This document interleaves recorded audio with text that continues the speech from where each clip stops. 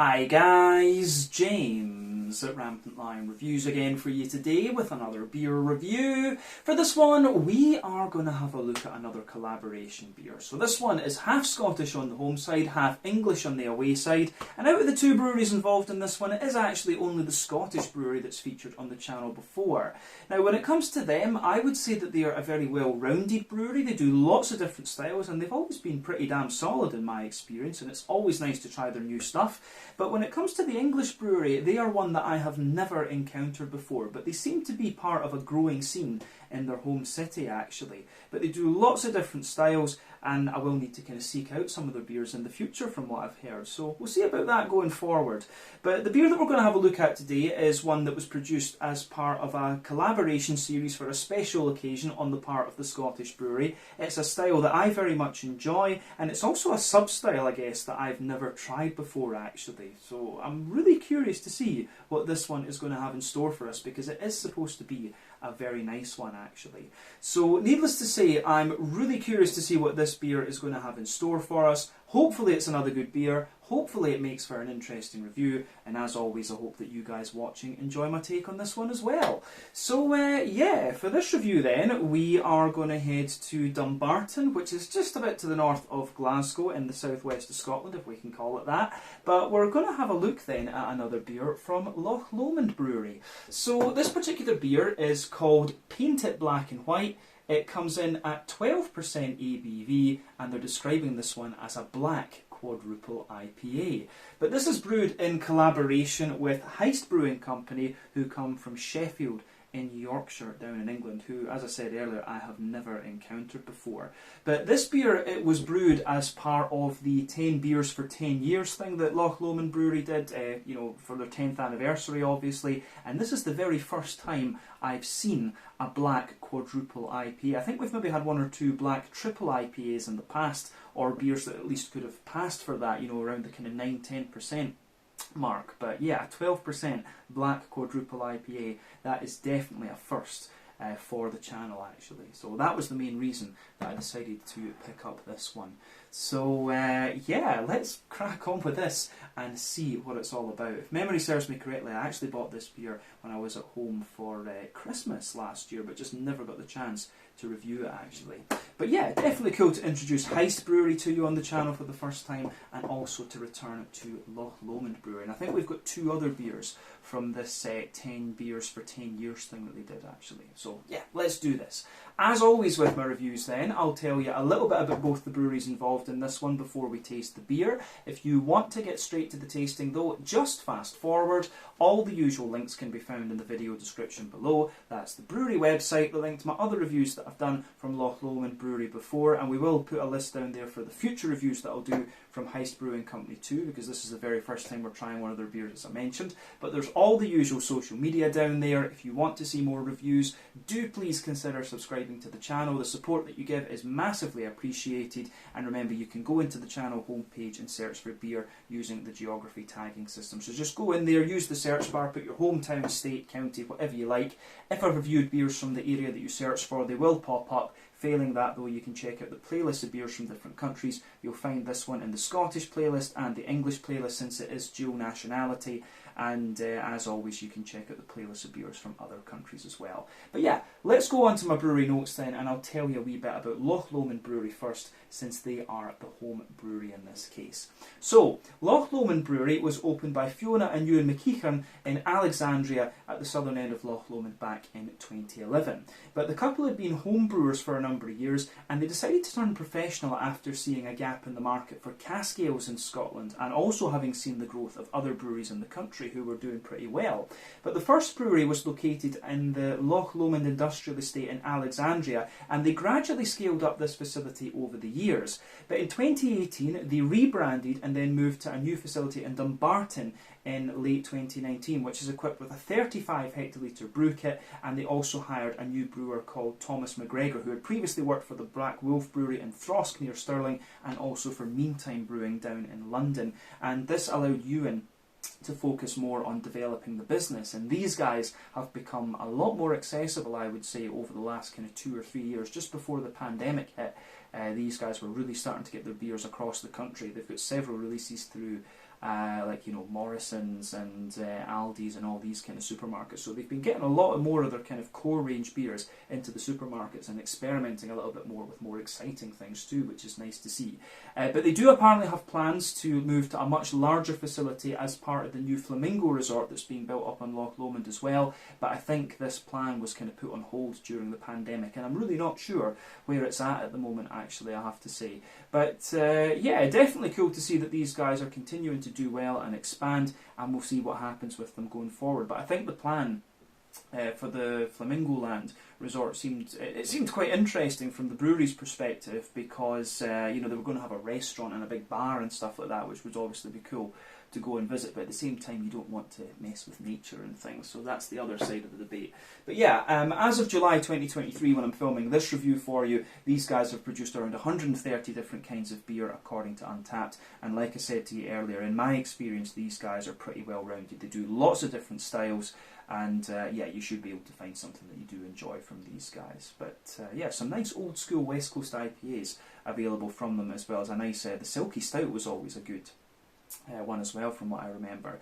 But yeah, that's all I can really tell you about Loch Lomond Brewery for the moment. If you want to learn more about these guys, you can check out the brewery website, you can follow them on Facebook and Instagram to keep up to date with all the latest goings on, and you can check out the Rate Beer, Untappd and Beer Advocate pages to learn a little bit more about all the different beers that these guys have done. So yeah, let's go down to the English side of things now, to Heist Brewing Company.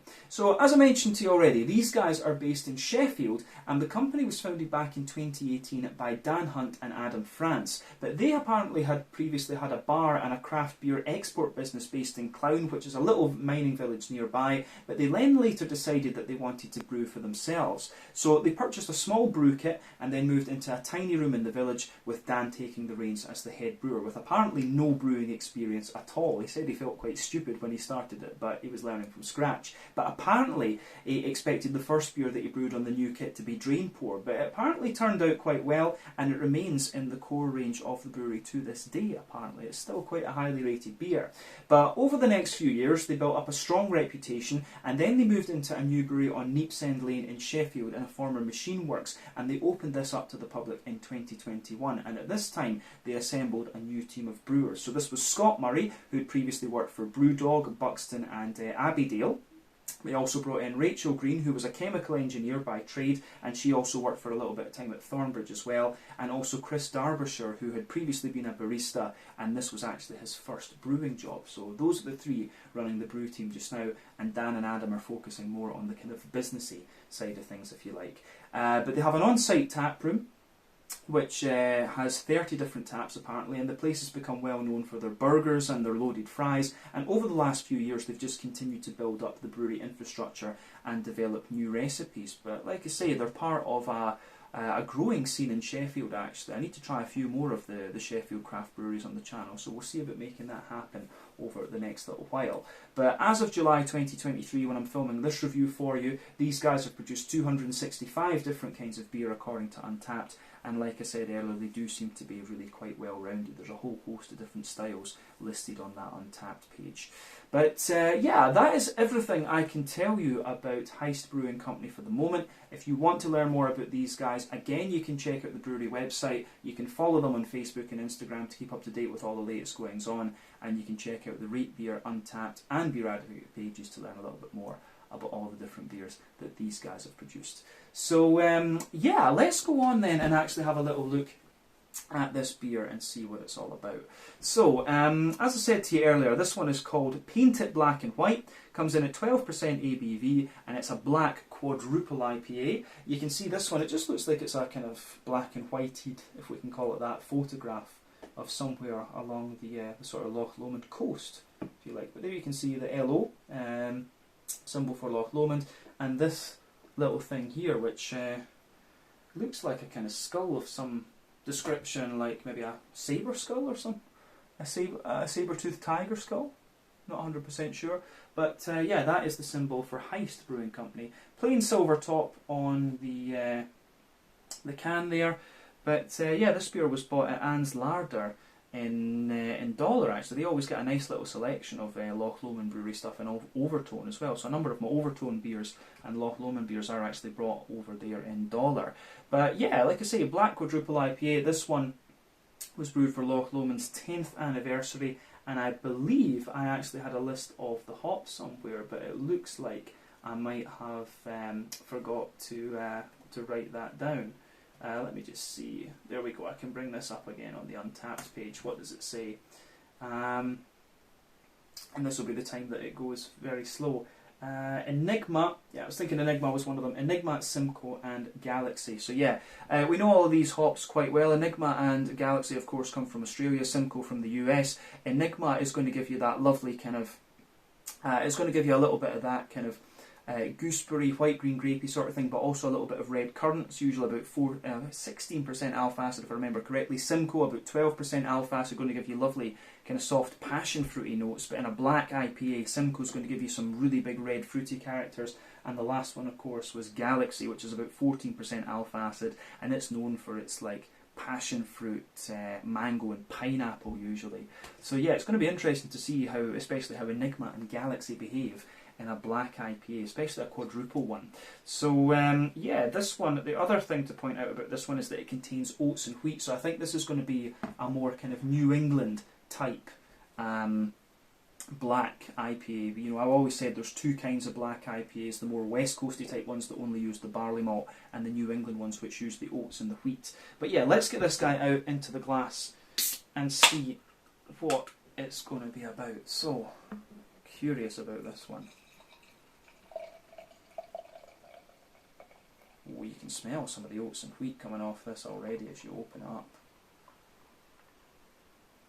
This is going to be a really interesting one to try, as I say, my very first black quadruple IPA.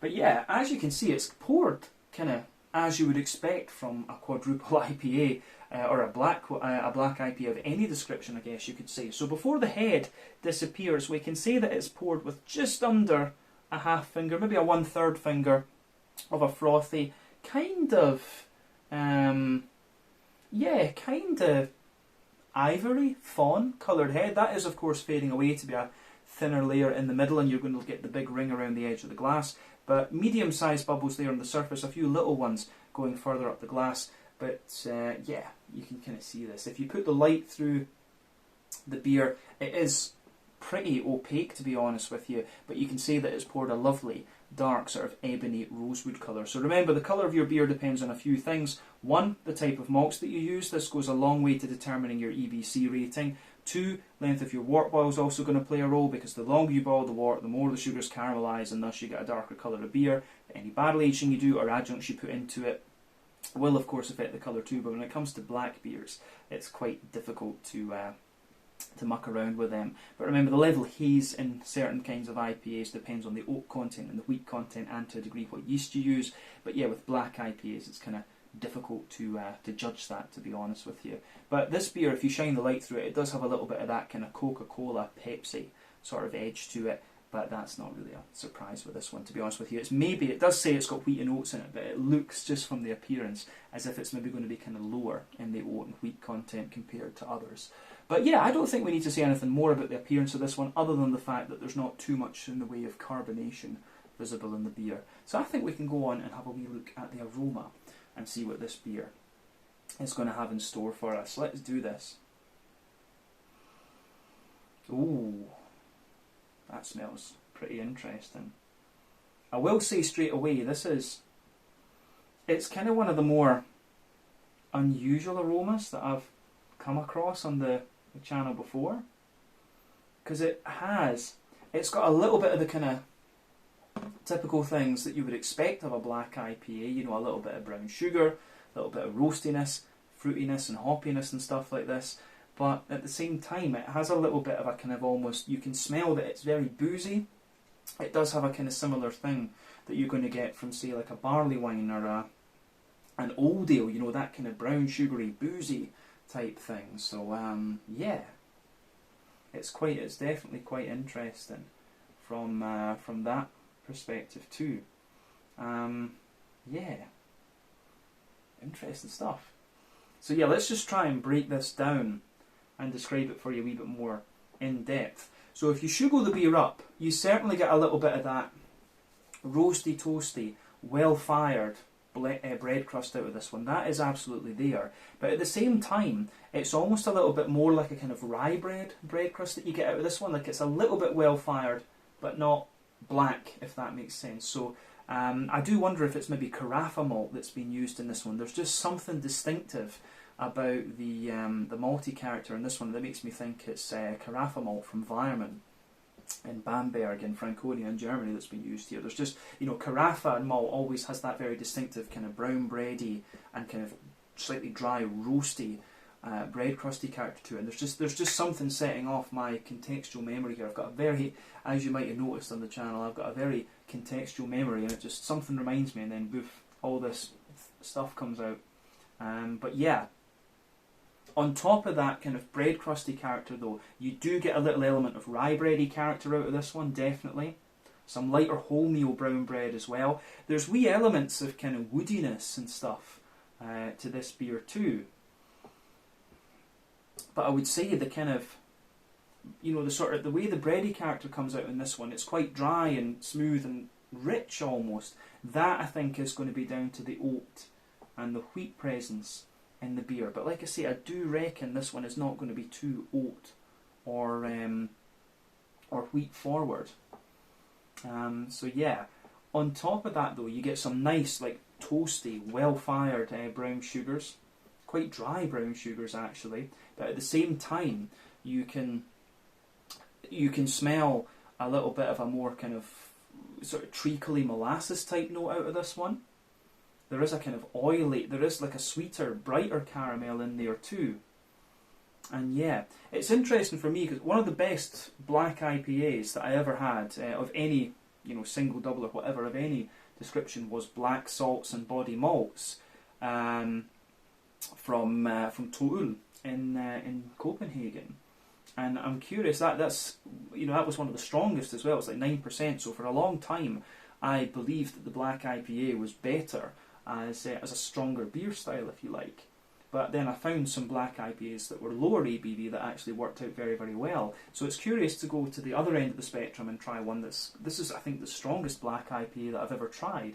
So yeah, you get a lot, there's almost like a bit of a slightly English barley wine type quality coming out of this one with the brown sugars. You've got treacle, molasses, brighter caramel, a bit of toastiness in there, bit of biscuit, all of these kind of things. So yeah, the way this beer goes together is really quite interesting in that sense. On the hoppy side of things, now I will point out this beer is, you know, it is, I don't know when it was canned actually, if it says canned on the 3rd of the 9th sometime, I don't know when, it doesn't say what year. But yeah, this beer is at least, I guess this one is about a year old at the moment as it stands. But when it's a quadruple IPA, I think, and especially a black one, I think it will be alright. But you do still get some of the hoppy character out of this one. You get a little bit of earthiness in there. You do get quite a nice little bit of floral aromaticity coming out of this. And I think that would indicate that this has had quite a little bit of early edition hopping to give you that wee bit more bitterness. Because remember, the earlier you add hops on during the wort boil, the more bitterness you're going to get out of them. The later you add them, the less bitterness and more flavour aroma that you're going to get. That's how it goes. West Coast IPAs, of course, use early edition, late edition and dry hopping. New England IPAs tend to use all three. Black IPAs kind of just depends. But yeah, I think this one's had a fair little whack of early edition hopping because you can smell that it's got a bit of deep and dank kind of floral aromaticity to it, maybe a little touch of pine resin as well. There is a little bit of kind of lighter grassy zestiness coming out of this one. And then on the fruity side of things, for me it's quite interesting because you can smell some of the, you can smell a little bit of the kind of almost grape, it has got a little bit of a kind of grapefruity, mango-y type thing, which I'm guessing will be from the Galaxy. But you can smell some of the kind of black curranty, blackberry-ish notes that will be coming from the Simcoe. Simcoe, as I say, normally gives you a kind of passion fruity note in like New England IPAs. But you know, when you put these hops in different malt bases, they behave quite differently. But I would say the fruits are actually quite hard to pick up in this one because of the kind of roasty, like the carafa malt, the roasty, well-fired kind of bread crust, and the kind of toastiness of the brown sugars as well. This beer's actually got quite a dry aroma overall, I would say. So yeah, the fruitiness for me, I do get a little bit of orange, I do get a little bit of gooseberry as well, which I'm guessing is from the Enigma. And there's a wee bit of a sharper red fruity note to this one, which could well be from the Enigma too, because it usually has that red curranty note. But yeah, the aroma of this one is quite interesting, I have to say. But like I say, this is a style that I've never really encountered before. So take a bit of time and enjoy the aroma of the beer before you get stuck into it. I'm going to go away and share this one with my dad afterwards, because it is a little bit of a monster and I want to try a few tonight. But yeah, this should be a really interesting one. So yeah, this one is the Paint It Black and White, a black quadruple IPA at 12% ABV, brewed at Loch Lomond Brewery in Dumbarton for their 10 Beers for 10 Years mini-series that they did in collaboration with Heist Brewing Company from Sheffield down in Yorkshire in England. Let's get stuck into this and see what it's all about. Slàinte, skål, cheers. My very first black quadruple IPA.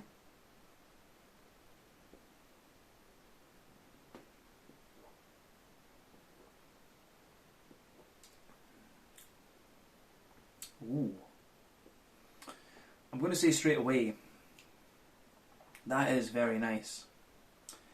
And it's not, it is more of a kind of West Coasty black IPA than it is a New England, if you like. This is not too heavy on the oats and wheat, and personally I think that can destroy black IPAs in my opinion. I think the more barley malt leaning ones tend to be a bit better than the kind of more New Englandy types, if that makes sense. This is definitely more a barley malt beer than it is wheat and oaty, if that makes sense.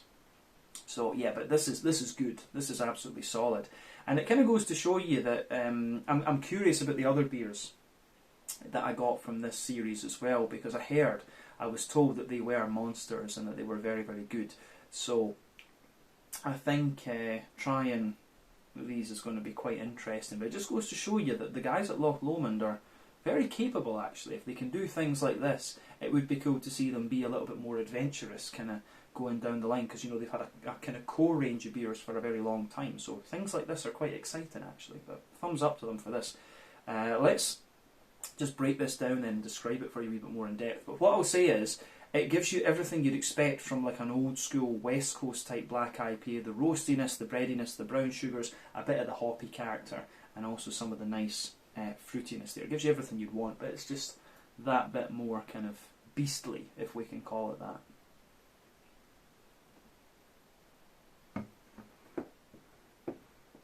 So, yeah, we'll start in the middle of the palate, as we always do with these beers. So, middle third of your tongue then. The backbone of the beer is absolutely this kind of roasty, toasty, well-fired bread crust. I don't know if I would go as far as saying that it's kind of like, you know, blackened and charred. It is a little bit more like just a kind of dry, rye bready sort of note to it. But I am, having tasted it, I am quite convinced that there will be a little bit of carafa in this. I'd be very surprised if I was wrong on that, but if I am, fair play. But yeah, I do think there's some German carafa in this, in the base of this beer. So yeah, you've got that roasty, toasty, well-fired kind of rye bready bread crust. On top of that, you've got quite a dense. You have got quite a nice dense, kind of sweet rye bready character there. And then toward the front of that middle third of your palate, you get just a little touch of you get a little touch of woodiness and nuttiness in there, but more woodiness rather than anything else, just a wee bit of dryness.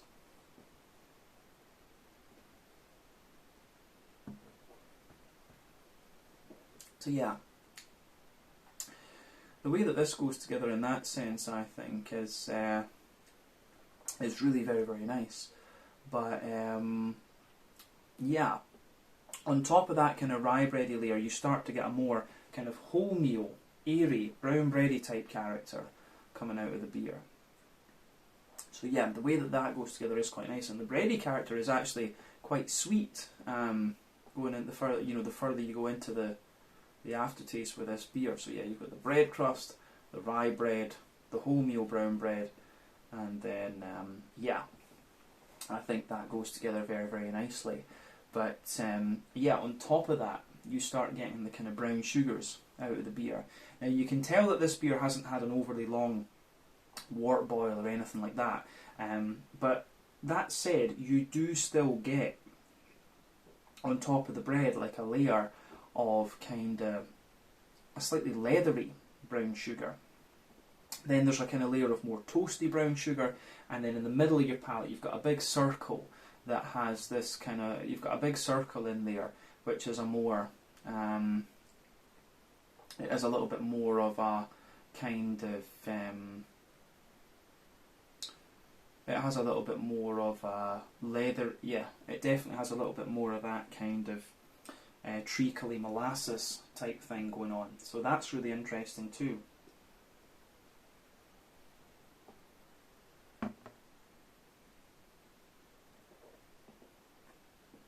So, yeah, the kind of treacly molasses type note in the middle of the beer, that's obviously the concentration of alcohols which you're going to get at 12% ABV. So you go to that dead centre palate with the treacly molasses sort of thing. As you move further out from that, there's a little bit more of a kind of toasty, there's a bit more of a kind of toasty brown sugary note, and then you get a wee bit of a sweeter caramel almost as you move out toward the edges of the palate. Then you've got that leathery kind of layer underneath. So the brown sugary characters in this one are quite interesting, but as you go into the aftertaste, the beer is definitely kind of drier, I would say, and shows you more of the kind of dry side of the brown sugars, but still very, very nice actually, this one. It's interesting to see this style at such a high alcohol content, but yeah, it works, it really does work. I think that's everything we need to say about the middle third of your palate in this beer. So let's go to the back third of your palate then. So the border region between middle and back third of your palate, you get a nice, pardon me, little bit of bready build up in there, like a kind of rye bread in the base and a slightly more brown bready character going further up. But then on the back third of the palate you have similar flavours, if you like. As I've always said, the back third of the palate will give you similar flavours but at different intensities almost. But remember, more dry and bitter flavours will come out further back on the palate. Sweeter flavours will tend to come out more further, further forward. But yeah, you've got this nice kind of roasty toasty. You've got this nice kind of roasty toasty, well-fired base down there from the bread crust. Then you've got the kind of rye bready layer, which feels a little bit lighter and more airy. Then the brown bready layer, which is a lot taller and more airy. And you can feel some of the more leathery brown sugars and the toasty brown sugars just creeping over the top of that back third of the palate. But above everything else, you have the more, you have the more kind of yeasty characteristics coming out of the beer. So let's have a wee look at the yeasty flavours.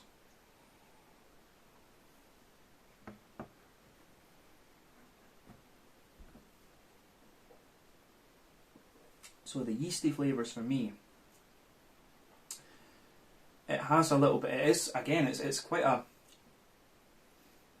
it has like, it's like a sweet but lighter rye bread. It's almost a little bit caramelised actually. It has this kind of, it's like a rye bread kind of wrapped in honeycomb or something like this with a bit more woodiness and stuff. That's what's kind of in the yeasty flavour on the top of that back third of your palate there. But definitely, the back third of the palate, you can feel the flavour is a lot taller. Then as you come further forward into the middle third of your palate, it just kind of condenses down and squashes together. And yeah, the way that that goes together is really very, very nice. Yeah, the malty and yeasty side of this beer, I think, is really quite good. So yeah, that gets a big thumbs up for me. I think we can actually go on to the hoppy side of things now.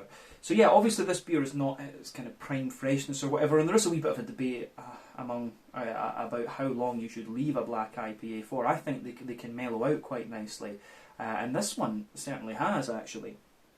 But yeah, if we talk about the green component of this beer then, in the back corners of the palate you do have a little touch of earthiness in there.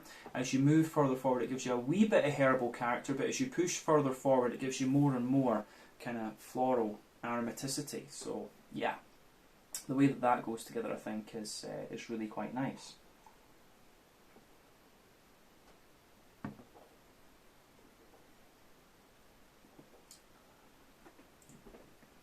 So The floral aromaticity in this one, you do get a little bit of a deeper, danker pine resin coming out further forward as well, but yeah, you can tell with this beer it has had a little bit of early edition hopping to it, but I think just the sheer level of maltiness in this beer kind of cancels it out a wee bit. But this is not the most bitter of black IPAs you're going to come across, that's for sure. But round the front curve of the tongue, it's got a little bit of a lighter kind of grassiness going on. And yeah, but the green component isn't too big in this one. It might have been when the beer was a little touch younger, but that's another story. But yeah, that's the green component, mainly kind of a bit more dank and piney, but a little bit kind of floral and aromatic too. So yeah, in terms of the front third of your palate, then you've got that lovely, you've got that border region between front third and middle third of your palate. Again, you get a little bit of that bready build up in there, a little bit of a kind of sweeter rye bready character, a bit of a kind of more wholemeal brown bready sort of thing coming out of it too. The base of that front third of your palate, you've got a nice little bit of a roasty, toasty, well-fired bread crust in there. On top of that, you have a bit more of a on top of that, you've got a little bit more of a kind of rye bready character as well, and then you have you've got a nice kind of smoother kind of brown bready character there too. But then you get that big oily bubble where the juicy fruity esters just roll their way out of the beer. So let's have a wee look at those fruity esters just to round off the tasting section.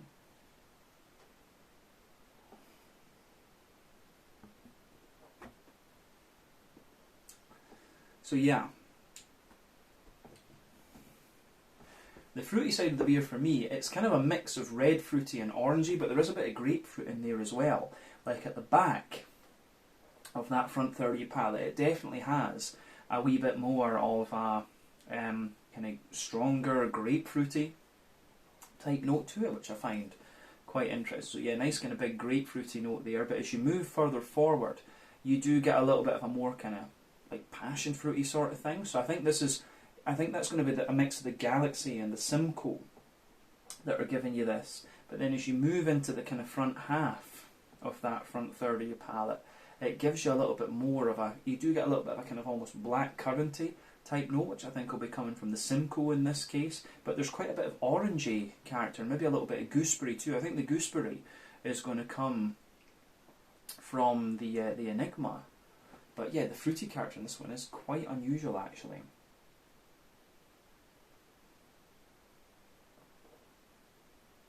But yeah, when you take the beer in, you definitely get this kind of slightly red fruity character and the kind of oily gooseberry note underneath.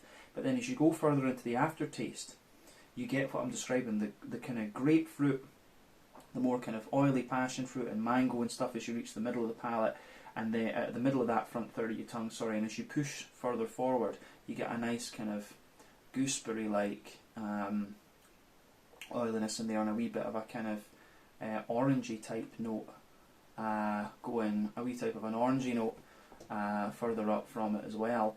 But yeah, a wee bit of that kind of red curranty, black curranty type note coming out of this one too, which is quite interesting. Overall, it's a beer I like. You know, after 3,800 reviews, you want beers that are going to test your palate a little bit, and this one certainly does that. So it has to get a big thumbs up from me. So yeah, Loch Lomond Brewery and Heist Brewing have done an interesting job of this. I'll have to say that for sure. Yeah, really enjoyed this. But yeah, let's round off this review then with a wee look at the mouthfeel.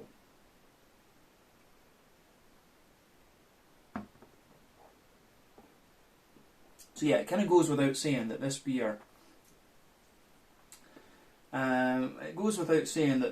is more, it's full-bodied for sure. It's kind of in the mid-range. It's kind of in the mid-range of that full-bodied end of the spectrum. The carbonation is very smooth. It's very oily actually, but the beer does have a degree of smoothness underneath it. In terms of IBUs, it's a bit hard to say because obviously the hoppy character will have dropped out of it to a degree. But yeah, I would say this one's got to be 6. I think it feels like it would have been 60 or 70 IBUs. It does have a little bit of that resonating pine resin underneath, but you've got a lovely kind of in the malt base, you've got a lovely little bit of roasty, toasty dryness underneath, some smoothness in the middle that has a wee bit of sweetness to it. Then you get that kind of dry, toasty sweetness the further into the aftertaste that you go, and you've got that big oily, fruity character coming out of this one too, which is a mix of tropical, citrusy and kind of oily fruit. So yeah, this is definitely a beer that's made me think, and that's probably why I enjoy it so much. So yeah, my very first black quadruple IPA has been an interesting one, that's safe to say.